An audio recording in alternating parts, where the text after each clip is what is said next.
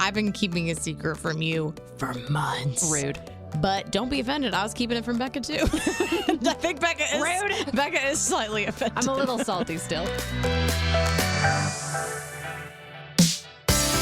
Welcome to the Holy Mess Podcast. I'm Becca. And I'm Joy. If you think you're a mess, you are not alone. We talk about the things of life through a lens of faith and find the hope in all of it.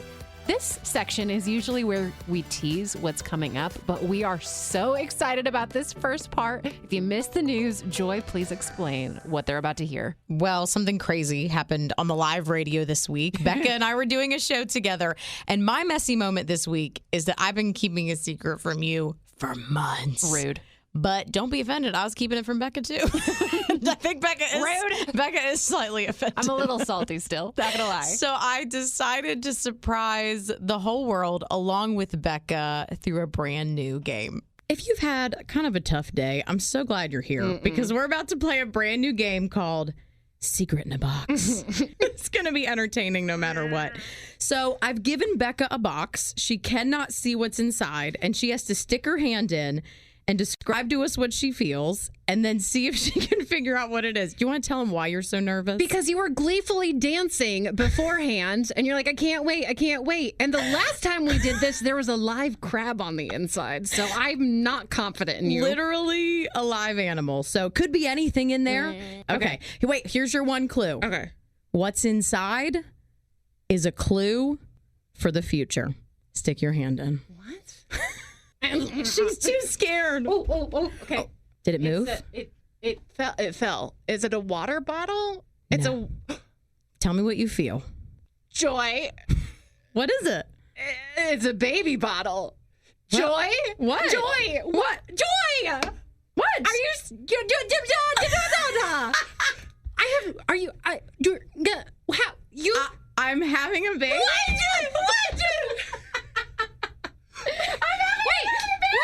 Wait. When? How? Who? What is happening? I'm really having another baby. When? The end. Well, January. What? I know. You're like 80 weeks along. Exactly 80 weeks.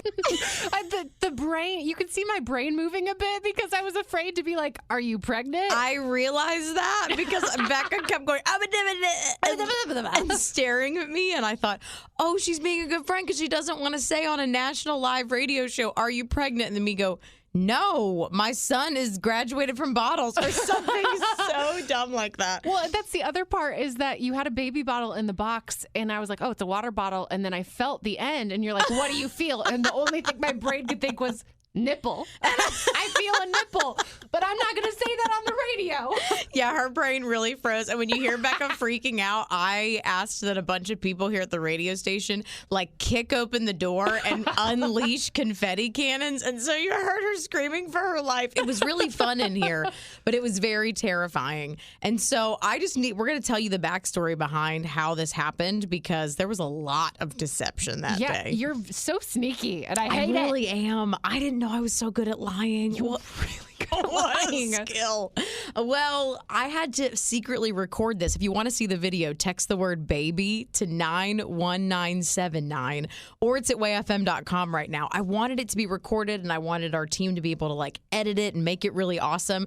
So I told Becca we were going to play this new game. And normally, if you do anything on the radio with a visual element, you would do it also live on the internet. Right. So I kept asking you, oh, don't you want to do video for this? And you're like, nah, it might not work out. I had to come up with a reason. I go, it's probably going to be dumb. No, I'm too embarrassed. And what if the internet hates it? Even right before, I go, well, maybe just have someone come in and film it with their cell phone. I was just thinking, I don't know why she doesn't want to film this. I know. And we use an iPad to film, and Becca literally had her notes for the show sitting on top of it. And I was like, I have to get that iPad out of here so our digital team outside could switch cameras without her knowing. So she went to the bathroom, and I ran over there and got it. And I thought certainly she's going to come back and be like, something's amiss. And she came back and was like, well, how's it going? I was like, Yes. I did not notice. You would never make a good spy because you don't notice when things are different. And cameras were on in the studio. The only regret is the lighting is not good in the video because we have like an overhead light, but you only turn it on for video. And I thought if I switch that puppy on, Becca's going to be on to me. Okay, I didn't even know it was on today until just now, so I probably wouldn't have noticed. We should have turned it on before we even came in. Let's give more backstory, too, because this is September, and you have known since May. Listen, I'm so glad we took a break from the podcast because I was dying. I wasn't dying, but I felt like I was. I had such a tough first trimester, which I don't even like to complain or say anything about it because there are always women who have it worse. And I have a girlfriend who ended up in the hospital in her first trimester.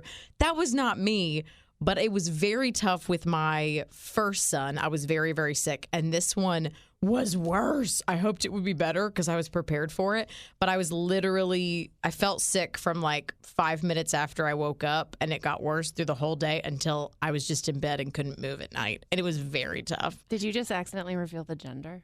What do you mean? You said my first son. Oh, no. I mean, I don't know.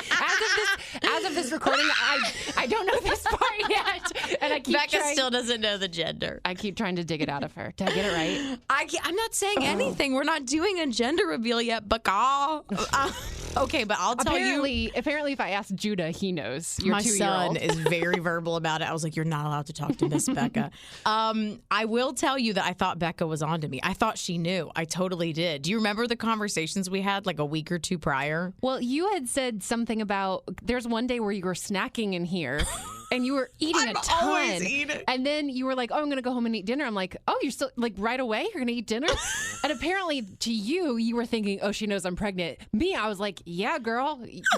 We be snacking. It's what we do. I just paused and was like, yes, I'm going to eat more. And I was like, I don't know how to explain this. I had no idea that was a hint that you were growing a human being. Well, the same day, we got a notification of a brand new meeting that popped up like the next day. And I was like, they can't do this to us. I have a doctor's appointment I have to go to. And Becca goes, another doctor? Are you okay? You had just had one. She's like, you've been going to the doctor a lot. And I was like, issues. I have. I actually have. And I didn't know how to like dodge that. And I was like, actually, I don't have an appointment. I was wrong. Everything's great. I thought she was so on to me. No, I was just thinking because I know you. Well, the last time you had stomach issues, though, you were pregnant then exactly. Too, so maybe that's a cover for me. We've learned.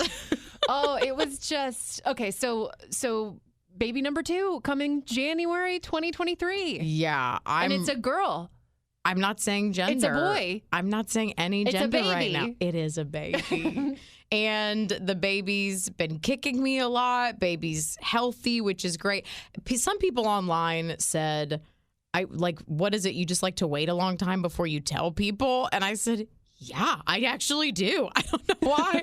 Well, I know the first trimester can be nerve-wracking, so I like to wait. And then there's a really big appointment around 20 weeks, and I tend not to tell people until they go in and say everything's okay, because in some ways that makes it more real. You get to see the baby, and they said, baby looks so healthy and everything's great, which is even a better bill of health than my first baby had. So it was just really, really sweet to be able to tell everybody and go, baby's doing great. And I feel great. Second trimesters are the best. And let's talk about how I use that word lightly.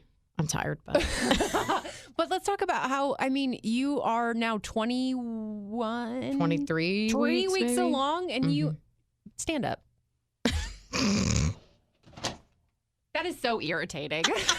You can't tell you're pregnant. I know. I really stay really small, so people sometimes don't even believe me. But I think the not good side of being small, which I thought I'd be bigger with the second one, but you never know. The part of still being tiny is I think I'm realizing that's why I have a lot of pain with my pregnancies, because they said I carry internally, and the baby's like, well, every time I move, I'm punching or kicking an organ more aggressively. Aren't babies supposed to be on the inside? I don't know. They are, but I'm just saying some women pop out, and baby's very much in front. Mine is very much pushing against my Close to spine. mama as possible. Yes, they do say I just carry differently than other women. So people are always like, you don't. But it helps when you're trying to hide it. So I've just been wearing baggy clothes. My other favorite part is that you would tell a couple people and then be like, okay, I'm done. And you explained that to me. I was like, that's so joy. I don't know why, but I do. I have issues. I would tell, even I told my family when I was visiting them just last month. Last month? I know I waited a long time. Wow. They were kind of mad too, but I wanted to tell them in person, so I wanted to wait till I was there. And I told them, and then my parents freaked out. And every 2 minutes, they were on the phone with a relative or a family friend, and they were like, tell them the news. Tell them. And I don't know what it is about it, but when I'm forced to reveal personal news and I haven't worked myself up into it, I don't know if I get anxious or whatever. And I'd be like, I'm done. No more people. No more people this week. And my dad would be like, but your brothers don't know. And I was like, don't care. They'll find out later. They won't care anyways. I love to, because you told our bosses before I found out. The whole building knew before I found out. That apparently. really, the whole building found out just hours before Becca. Well, the bosses knew a few weeks before. Yeah, 2 or 3 weeks. Because we started planning this. So when you told me, I was like, Ron knew before I did? No offense, Ron. I know you listen sometimes. Are you still mad at me? I just want to know the gender. And here's the thing. Joy and I have vacation time coming up. And she's like, okay, well, I guess we need to wait another 4 weeks for you to find that out. I'm like, no, this is about me now. You've had your baby in your moment. Let's just film it now and you can share it later. I just want to know. Becca was like, I will stick my face in a pie and eat for a pink or blue baby. Yes. And I was like, why would you do that? She was like, I just have to know. I have to know.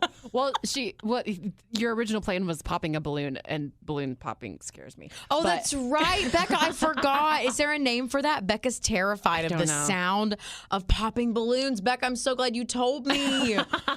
This is how you know I have crazy bad pregnancy brain. The day of the announcement for Live on the Air, I went to a party store and I was like, I need a gender reveal balloon, and was trying to buy it. And then as I got ready to pay and take it out of there, my brain was like, wait, why would I reveal the gender? They don't even know I'm pregnant. I would have been like, what? Why do you have that big black boy or girl balloon? I'm going to call Party City and see if I can get security video from that day. See what balloon you were trying to buy. Oh my! Was it pink or blue? Well, on the they're inside? black, and then confetti comes out of a certain color. But you know which one you're I know. Oh my goodness. Oh my goodness. You're so annoying. Guys, we won't talk about this anymore because you can tell Becca's struggling with it. One more thing. This is just my favorite comment from online. Someone was like, do you feel like you need to keep up with Becca now that she got a second dog? I was like, yeah. Actually, I don't know how you knew. Ivy's the reason I did this.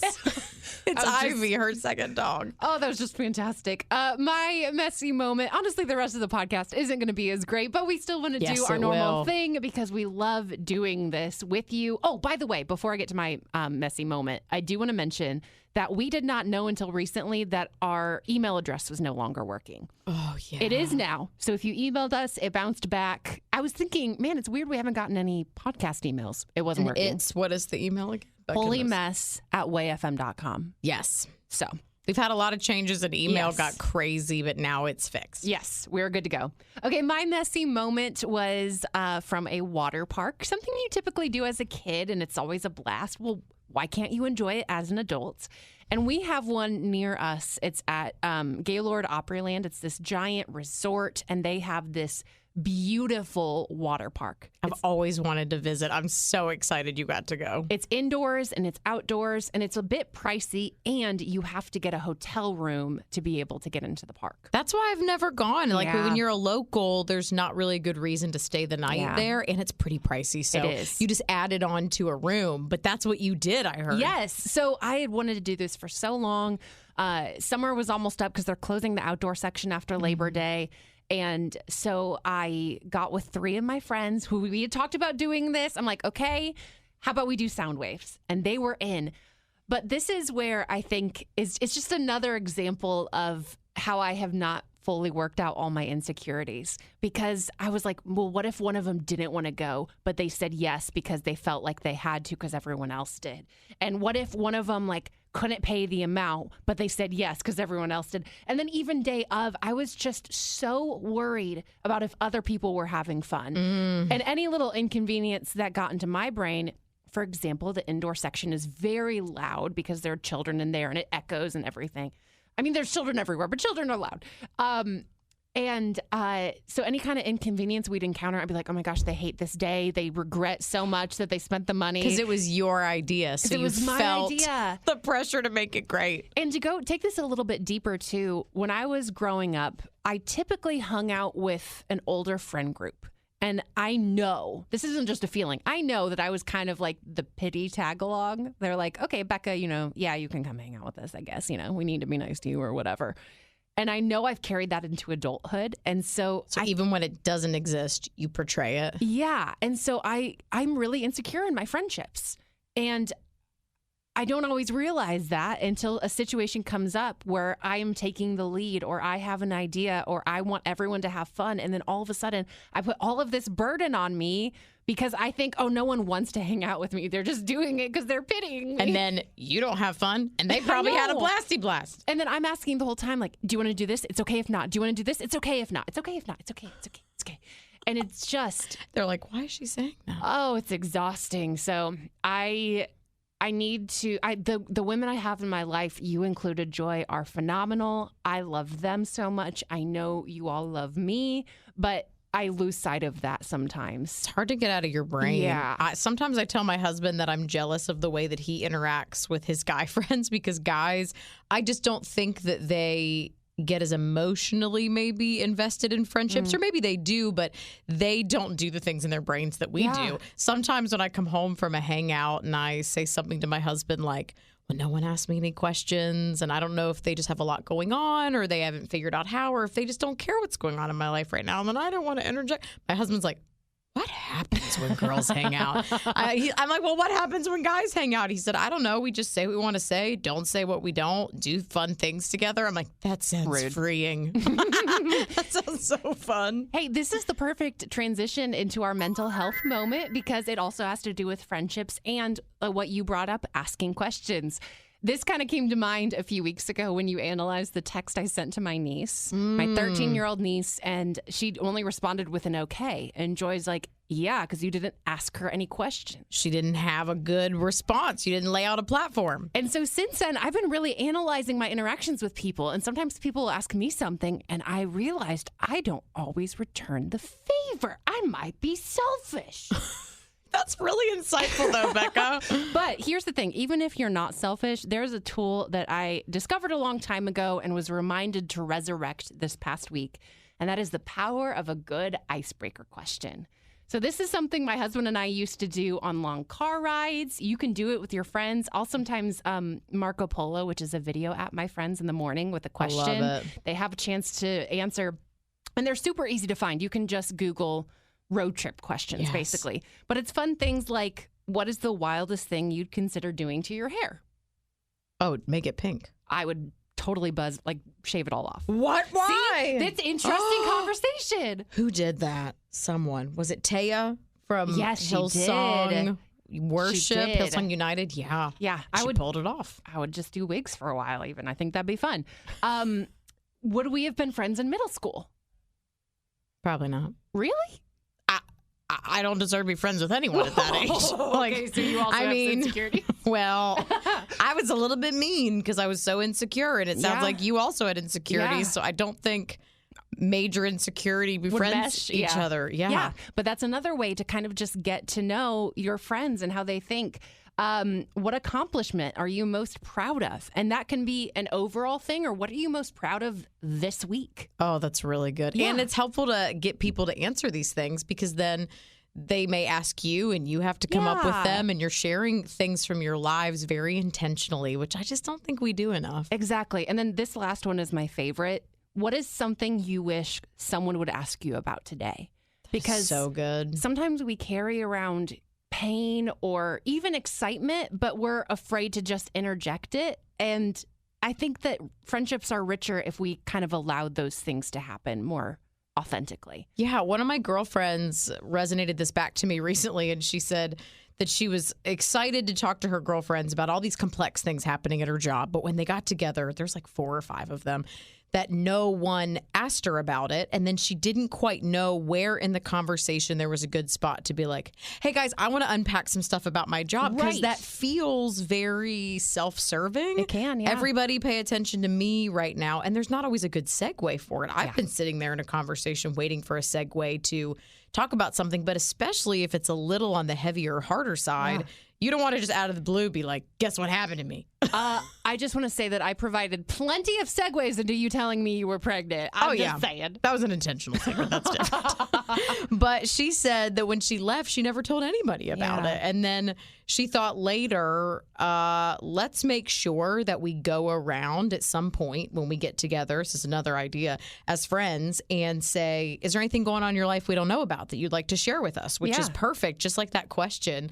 And it just allows room and space because there may be something going on in someone's life that you love and they don't quite know how to bring it up. And we're not expert like interviewers with people. So and sometimes there's things that I wouldn't even plan to share. But if someone asks the right question, then they know how to pray for me. And you're suddenly like, oh, yeah, that is a really hard part of my life right now. I just push it down when I'm around people. So part of mental health is living in community and being able to have the hard conversations. And sometimes you need a little nudge to do it. On to our mess and bless of the week. Do you want to go first? Yes. We start with mess. Yes. Every week. Every week you ask me. It's my favorite.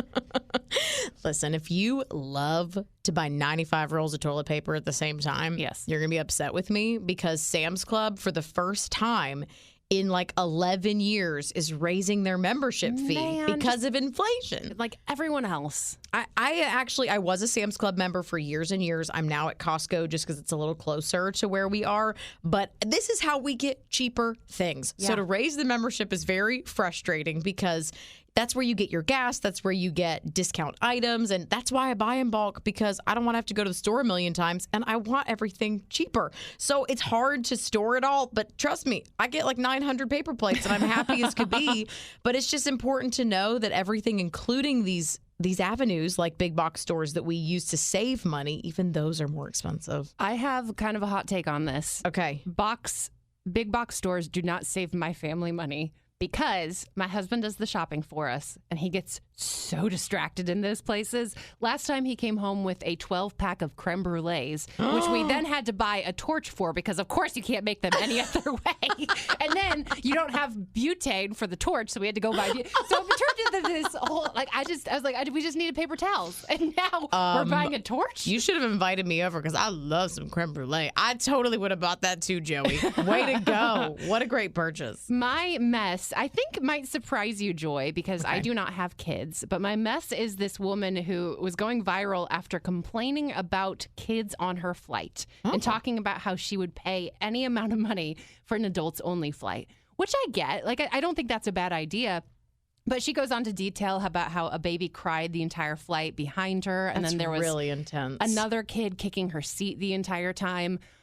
I feel, even as a childless woman, that it is just part of life. And that baby is all of a sudden having their ears and world rocked. Of course they're going to scream. That's uncomfortable for me as an adult. And they're like, what is going on? Yeah. And honestly, I've become a little bit more emboldened to make comments to other people's kids in public to be like, please stop kicking my seat. Because sometimes that's what they'll listen to. Sometimes it works. So I think it's just my mess because I feel for parents. Whenever I see them on flights, when I see a baby walking by, I don't think, oh, I'm going to be miserable. I think, ooh, they're going to be miserable. Yes. Because it's not like they want their baby crying for everyone. And even now that I have a kid I've taken on flights, when I see another parent, my first thought is, I wonder if I can help them in any way. Yeah. Like if there's 2 of us and 1 kid, I'm like, I wonder if they're going to need some assistance. And sometimes they do just need someone to talk to their kid or distract them or hold the baby for a second. And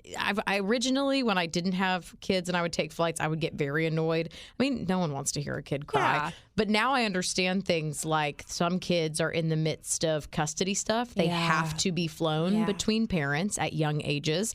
Other kids are traveling to see family members. They're too far away. That's the only way to get there. You can't put a kid on a 20-hour road trip. And road road tripping with kids is even tougher. I mean, I've done that 11, 12 hours. My son doesn't sleep in the car no matter what you do. I mean, some kids get really car sick. So now I know there's so many factors that mean there are just going to be kids on flights, and that has to happen sometimes. And parents don't always have a choice. And I mean, sometimes we know an amazing woman who her husband was overseas and she already had a daughter. He's in the military. I'm thinking of Carrie. And then she had her second, and she had an opportunity to fly to Europe to see him. So she flew to Europe with a newborn and a toddler by herself overnight. She's insane and also amazing. But that's the only way she was going to see her husband in a whole year. And it's for the kids to see their dad. Yes, she's going to do it. But I have no doubt the people on the flight were like, what is happening? You know what I would advocate for? Child sections of planes. Oh, yeah. Because then all the parents can get together and just be all hands on deck. And the kids can all distract each other. Exactly. And watch each other's iPads. That's all we need.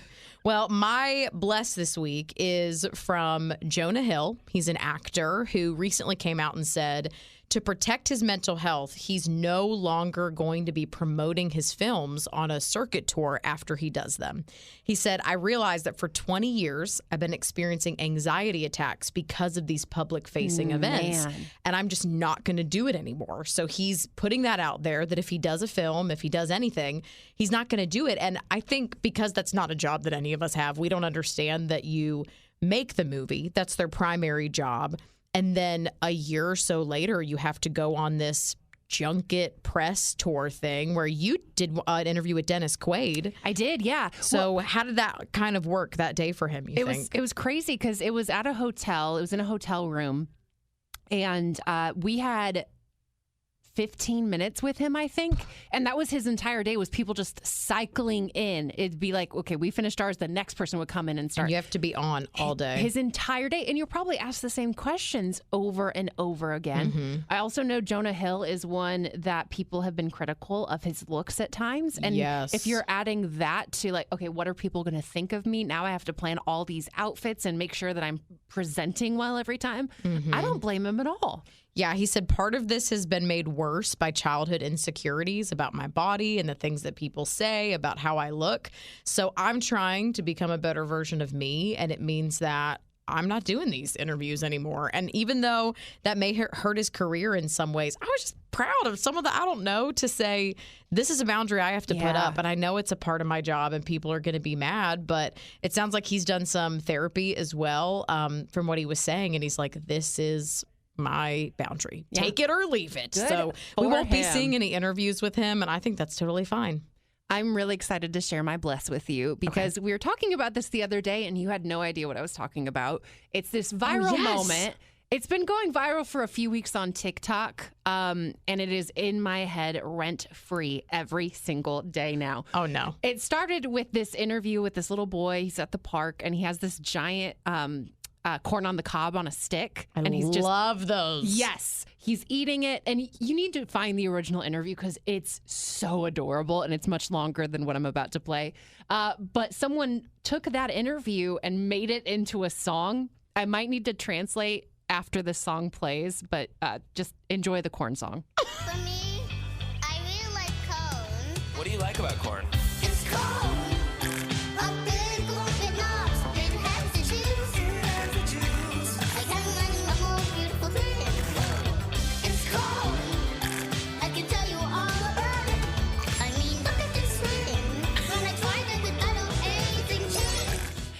What was that? So he says it's corn, a big lump with knobs. It has the juice. I couldn't imagine a more beautiful thing. I mean, look at this thing. When I tried it with butter, everything changed. It's amazing. And he said it's a lump with a bunch of what? With knobs. He's really hard to understand, but he's so cute. And every single day now, I'm always like, it's corn. And this kid has turned into a viral sensation. Chipotle, the brand themselves, did a partnership with him where he's ordering at Chipotle his corn, of course. Thank God. I hope he becomes a millionaire. This kid is just everything we need in life. He's on Cameo, which is where you can pay people to make videos. It's $200 to get a video from Corn Kid, but they're so cute. I just love that he's so passionate about something. I also love corn on the cob so much. And my husband hates it because it gets stuck in your teeth. And I buy it and he never wants us to make it for dinner. But when we do, I bring all the leftover ears to work and eat them in the studio because I know he doesn't want to be around me with my corn teeth. Thank you so much for listening. If you got something out of this episode, we would love if you would share it with a friend. To be notified every time there's a new episode, simply text the word MESS, MESS, to 91979. And if you have anything you want to share with us, we'd love to hear from you. Email us at holymess@wayfm.com.